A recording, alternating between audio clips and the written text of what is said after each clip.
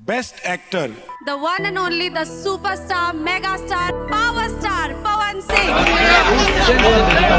वो मिल जाएगा तो तालियां हो जाए।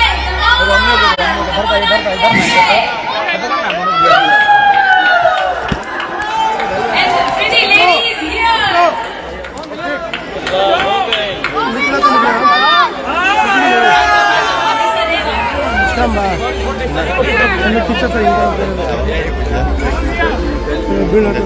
जा जा